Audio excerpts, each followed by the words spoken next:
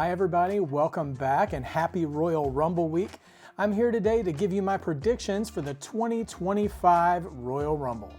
The Royal Rumble might be my favorite PLE all year long.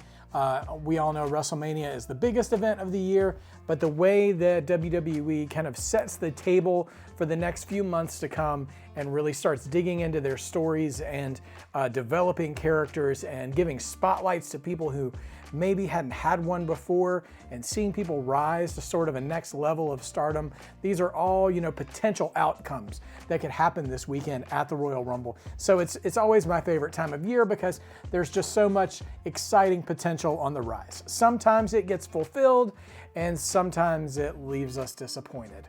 But nevertheless, I want to give you my predictions for this year's Royal Rumble card. Let's start with a card. Starting things off is for the WWE Tag Team titles, a 2 out of 3 falls match with champions DIY defending against the Motor City Machine Guns.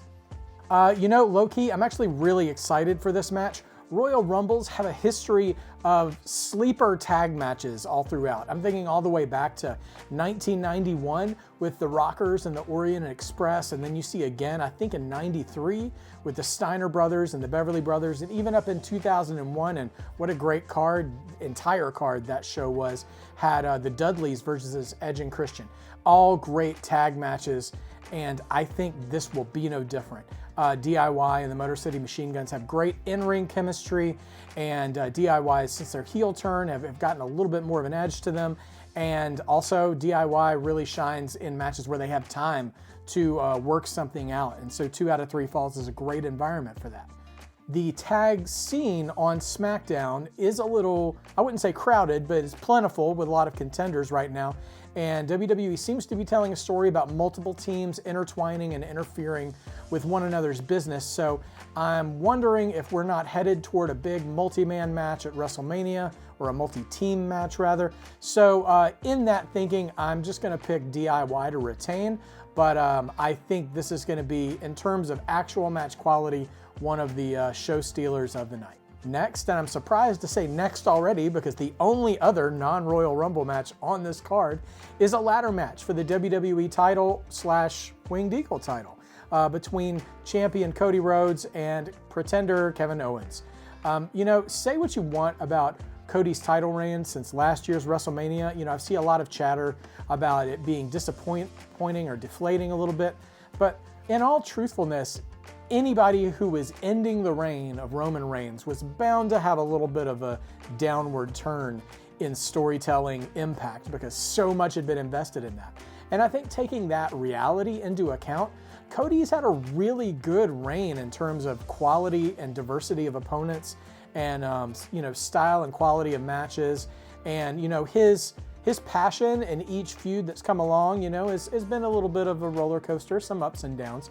But Kevin Owens has really done a lot of work to carry his side of this feud and keep me invested for as much exposure and as much reliability as Kevin Owens has carried. He's been around the WWE TV scene for a really long time at this point, and he rarely gets injured, so he's not off TV a lot. So for him to have such a constant presence over the past several years and still really make this feud memorable, I give him so much credit for that.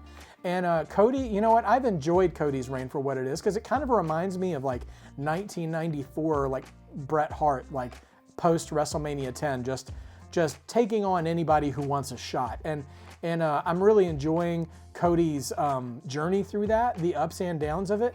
And so I think these two are going to be great partners for something like a ladder match. I'm sure they'll probably try to do something crazy. And I think it'll be a satisfying conclusion.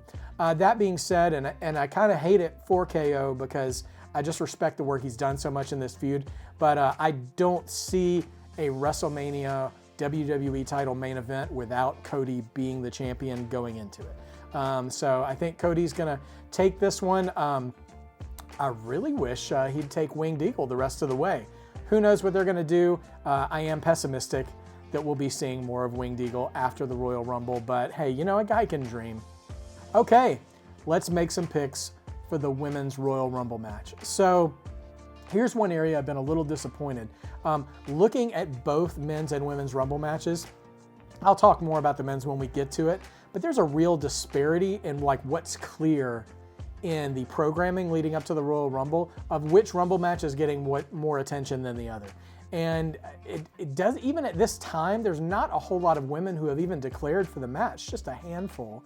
And it really doesn't seem to be the centerpiece of WWE storytelling for the women's division right now, which is a little puzzling. You know, it should be at this time.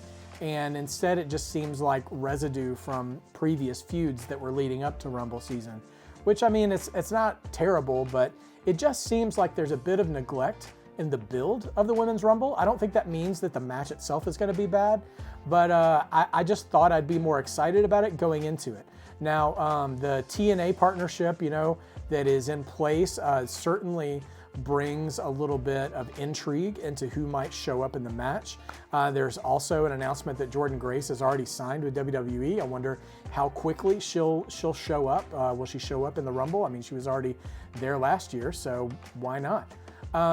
But at the end of the day, with the way the company has been at least showing through their programming, their investment in the Women's Rumble match, that tells me that it's kind of tailor-made for a situation where a upper main event talent enters the match, wins, and, you know, immediately is rewarded with their title shot at WrestleMania instead of, you know, sort of investing in building a new star or anything. And I'm not saying that star-making efforts won't happen in the match, but I don't know, just the sort of complacency of this match, how it feels watching all the TV leading up to it. Again, the match could happen and it could blow me away, and I'll still give them room for that as well. But all of that really makes me feel pretty confident about my pick for who's winning the Women's Royal Rumble, and that will be the returning Charlotte Flair. It's so much a trademark of Charlotte's gimmick to show up after an absence and just declare herself in the main event picture. And I mean, she's not the only performer who's ever done that, but I feel like she deserves a little bit more creativity in her character, so I hope to see that invested in her when she comes back this time, instead of just, I'm Charlotte Flair, so I should get a title shot. Because she can certainly deliver in the ring. I mean, her WrestleMania match with Rhea Ripley was astounding. Like, it was so good, and she's delivered many times in the ring. So I just I don't know. It just seems like that fits for the amount of attention they're showing it on TV right now. Charlotte will come back and win. But for fun, I made a few other predictions about the Royal Rumble as well, so I want to share those with you as well. So first of all, I'm picking Charlotte Flair to win. The Iron Woman, or, you know, superstar who lasts the longest in the ring, I'm going to go with Lyra Valkyria. You know, they're establishing her, you know, obviously as the Women's Intercontinental Champion, and between her and, you know, Chelsea Green holding the mid-card titles right now. And they really seem to be pushing her as this sort of, you know, strong, enduring competitor. So I think, you know, the Rumble is a great opportunity for her to showcase that, entering in early and staying for a long time. As far as the monster of the Royal Rumble, or the person who has the most eliminations, for the women, I was tempted to say Jordynne Grace, but I chickened out. So instead, I'm gonna suspect that Nia Jax has the highest number of eliminations in the match. You know, she's really improved her last time around here on the main roster. And so I'm not going to fight anybody in the comments. You can just be wrong if you disagree. That's okay. But Nia's had a great run compared to her previous ones, and I could see her being much more of a threat in the Rumble match this time than just some, like, I don't know, like comedy spot where she gets eliminated by accident or something. But I think Nia's going to make an impression in this Rumble and probably walk away with the most eliminations. So my final four for the Women's Royal Rumble are, of course, Charlotte Flair. I'm also going to say Bianca Belair, Io Sky, and Liv Morgan. All four of them, you know, are previous title holders without a title currently. And Bianca and Io, I think, can always be perennial contenders. Liv Morgan, just coming off the title loss to Rhea, certainly has an incentive to be one of the last ones in there, to try to get her revenge again, I guess. but ultimately I think Charlotte's going to take it. So those are my thoughts for the Women's Royal Rumble. Now let's move on to the Men's Royal Rumble. Okay, so for the first time, I want to say in a long time, but it's really just something that WWE doesn't do every year, but it's some of the best work they do is when they create a Royal Rumble environment that could have an actual handful of potential winners that you could believe could win. Now, do I believe that Jey Uso is going to win in a year where Roman Reigns, John Cena, and CM Punk are all also entered in the field? I mean, probably not, but they've done such a good job of making this a mission for Jey that it's believable if they actually pulled the trigger on that and he won. And also, he has a target for Gunther. So it's not like we're saying, oh, you know, hypothetically, oh yeah, Jay's gonna win and he's gonna challenge Cody.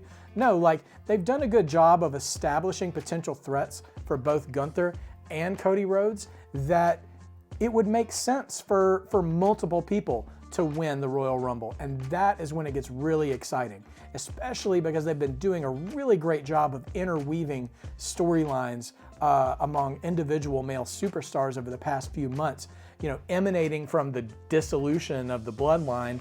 You know, you've got Roman, and then you've got, you know, Cena's back now with his last year. You've got Punk and his, you know, his favor that Paul Heyman owes him.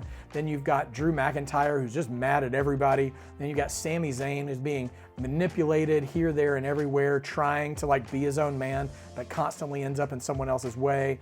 And then, I mean, you've even got Karrion Kross pulling the strings behind that. Again, I don't think Karrion Kross is going to win, but still, he's involved, you know, peripherally in that story. So the fact that there's so many, and there's some people I didn't even mention. I mean, Seth Rollins for one, and there's even more. But there's so much intrigue going into this match that I'm very interested in seeing what gets executed in this match, who wins. And we're not even talking about, you know, cameos from NXT. Are there any male TNA superstars who are going to show up? You know, what kind of other feuds other than the title feud are going to be built in this match? So they have a real good opportunity on their hands to make a classic Rumble match this year. So without further ado, I'm going to share with you my pick for the winner of the 2025 Royal Rumble. I was very back and forth on this, thinking about this for weeks, ever since we kind of got into Rumble season. But after this most recent Monday Night Raw and the way that it ended, I'm just going to lean into what might feel like a predictable choice, but I think it's worth it. CM Punk. I'm picking CM Punk, who's never won a Royal Rumble before and has never main evented a WrestleMania.